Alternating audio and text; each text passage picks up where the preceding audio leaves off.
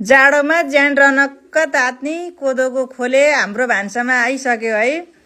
हजुरहरूलाई कस्तो लाग्छ? मलाई एकदम मनपर्छ है। त्यसको लागि मैले अदुवा लसुन खुर्सानीको पेस्ट बनाएँ। अनि मैले घिउ तताएँ। अनि घिउमा मैले जिरा ज्वानो फुर्र फुराएँ। अनि हरियो केराउ गाजर राखेँ। अनि त्यसलाई हल्का चलाएर अनि त्यसमा अघिको पेस्ट राखिदिएँ मैले अदुवा लसुन खुर्सानीको। अनि त्यसपछि मैले फेरि यसलाई नुन बेसार राखेँ। अनि चलाएँ, एकछिन भुटेँ। अनि त्यसमा कोदोको पिठो फुर्र बनाएर राखेँ। यसलाई एकछिन चलाउन पर्छ, भुट्न पर्छ। रातो रातो भएपछि अनि पानी खलल्ल राखिदिने।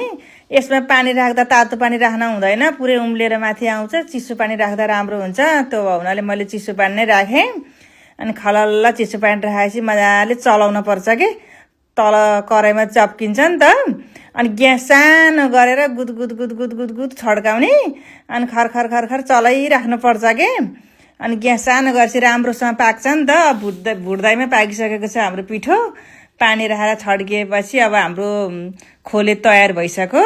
खानालाई एकदम तयार भइसक्यो। एकदम जाडो छ है, ज्यान रनक्क तताउनलाई बच्चा बुढाबुढी हामी सबैलाई एकदम राम्रो हुन्छ के।